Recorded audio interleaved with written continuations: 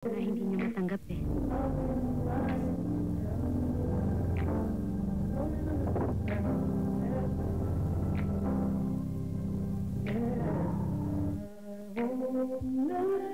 Miss, ako nga pala si Joel Bernabe. Mga, ahente kami ng sabon. Sa murang edad na 27, ay tuluyang namaalam si Rico yan. Isang ang bangungot ito para sa pamilya, kaibigan at tagahanga ng aktor. My dad, the last 24 hours, medyo I could see na nahirapan talaga siya. Biyernes Santo, nang bawian ng buhay si Rico yan sa Dos Palmas Resort. Stayed sa loft. So, us four, we were downstairs. When I went up, he was rinigas na siya eh. Oh, okay. Rinigas na siya and we couldn't do anything about it. We tried our best. Yeah. Sabi ng doktor, arrested na daw siya for how many hours. 5 silang magkakaibigan na nagbabakasyon sa Palawan. At kabilang dito si Dominic Ochoa, ang huling nakasama ni Rico. Me, Jana, and Rico. Fanny, Rico. So we're 5. So this is the first time na nagsama-sama kami sa kwarto. Acute hemorrhagic pancreatitis o bangungot ang sinasabing dahilan ng pagkamatay ni Rico. Rico died because of acute pancreatitis, not caused by any imaginary thing that people are making up just to justify or rationalize his cause of death. Dead on arrival nang isugod si Rico sa Palawan Adventist Hospital. As soon as makita namin na non-breathing, unresponsive, nag-initiate na kami kagad ng CPR. Dating sa Adventist Hospital, kabit sa cardiac monitor, flatliner na talaga. Eksplosibong nakuna na kasama namin si Jessica Soho ang eksena sa loob ng ospital. Dominic, I'm sorry. This is a sad time, pero what happened? I guess,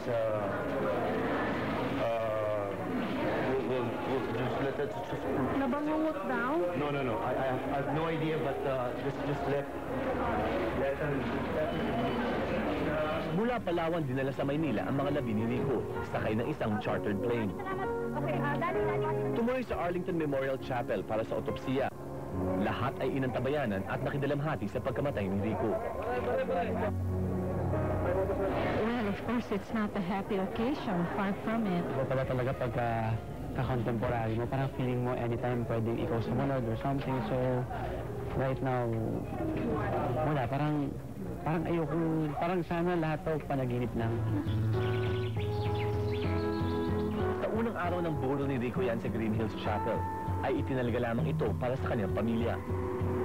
They are in mourning right now, and they would want to ask the public and media to, you can stay here until Sunday when Rico's remains will be brought to the bigger chapel of Basal Green Hills. Habang matyaga naman naghihintay ang mga tagahanga ni Rico.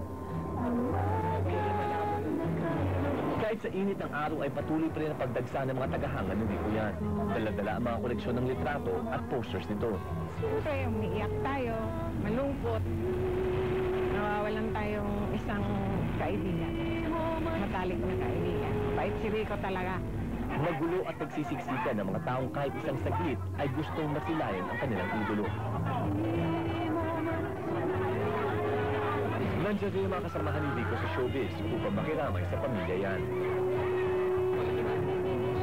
Siyempre, shock na shock dahil kasi bahagi siya ng buhay ko bilang manunulat, di ba? Maybe it was really meant to happen. Maybe it was time to go, but we could have lived a more beautiful life siguro. But then, maybe it was time. Panghihinayang kasi Rico's such a good friend and sweet. Marahil natapos na ni Rico ang kanyang misyon sa mundong ito. Yun ay ko. Lumisan man siya, ay buhay pa rin ang kanyang alaala sa kabutihang idinulot niya sa kanyang kapwa. Pag-ibig